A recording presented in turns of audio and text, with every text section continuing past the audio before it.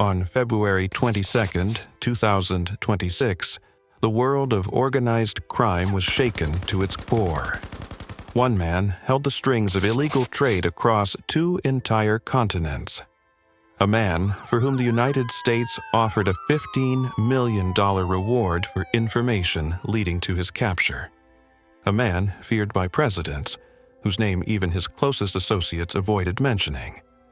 That man was El Mencho. Today, we will tell you his full story, from the very beginning to his dramatic end. If we look at the map of Mexico, in the western center you will find a state called Michoacán. In this state, in the year 1966, a boy named Nemesio was born. No one knew that he would one day change the history of organized crime. His family was extremely poor. His father worked in the fields, and his mother struggled to raise many children with very limited resources. At only 14 years old, Nemesio decided that the fields and hard labor would not be his destiny. So he entered the world of drugs from the lowest level, transporting small shipments here and there, while witnessing a ruthless world with his own eyes. In his 30s, Nemesio crossed the Mexican-American border illegally. His destination was California, the so-called Land of Dreams. But those dreams did not last long.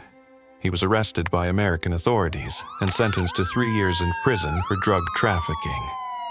3 years behind bars did not change him. They refined him. After his release, he returned to Mexico with a new decision. He would never again be a small courier. He would become a leader. Strangely enough, after returning to Mexico, he joined the Mexican police force in the state of Jalisco.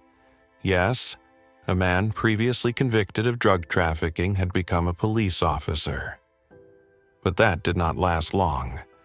Soon he left the police and returned to his true world. This time, however, he had deeper knowledge and a much bigger plan. In the early 2000s, Nemesio began building his empire. He first joined the famous Sinaloa cartel, learning from them the secrets of organization, influence, and violence. But his ambition was far too great to remain under anyone's command. In 2010, he founded a new organization with his allies. It was called the Jalisco Nueva Generación Cartel, meaning the Jalisco New Generation Cartel. From that point on, he became known as El Mencho, a terrifying nickname that gradually turned into a legend. Within only a few years, his influence spread from Mexico to the United States, and from Europe all the way to Australia. Imagine this. A cartel founded in 2010 became, within a single decade, a threat to the security of multiple nations. What made El Mencho different from other cartel leaders? 3 things. First, complete secrecy. He was rarely photographed and moved with extreme caution. Even intelligence agencies struggled for years to locate him. Second, extreme violence. He became infamous for terrifying videos released to intimidate both rival groups and the government. Third, global expansion. While the Sinaloa cartel mainly focused on North America, El Mencho expanded his network across 5 continents. The more authorities tried to close in on him, the more he seemed to disappear like smoke, leaving behind destruction and a security vacuum. In the world of organized crime, there is a golden rule every leader knows. Never allow anyone to know your location unless you trust them completely. El Mencho broke that rule. On the night of February 21st, 2026, he was hiding in a remote cabin at the edge of a forest in the mountainous region of Tapalpa. With him was a woman, his girlfriend. Perhaps the only person beside whom he felt something resembling safety. But what El Mencho did not know was that this woman had been under surveillance by Mexican and American intelligence agencies for weeks.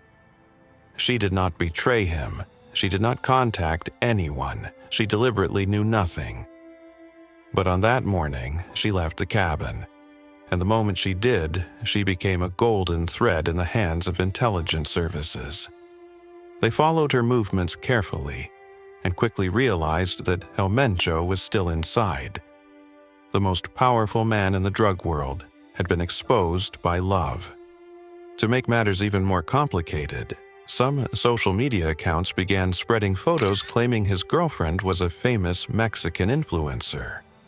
However, investigations later confirmed that those images were fake and generated by artificial intelligence. The influencer herself publicly denied any involvement. The truth was simpler and far more painful than betrayal. She did not betray him, but his love for her betrayed him. The final operation. On that February morning in the region of Tapalpa, in the state of Jalisco, El Mencho had no idea that a joint Mexican-American intelligence network had tracked his movements. A massive military operation was launched. Helicopters, armored vehicles, and elite special forces. A violent firefight erupted. More than 70 people were killed, including 27 security personnel and 46 cartel members. During the battle, El Mencho was severely wounded.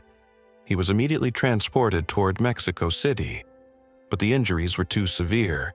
He died on the way to the capital. The legend had ended, or so some believed. After his death, Mexico erupted. The story did not end with El Mencho's death.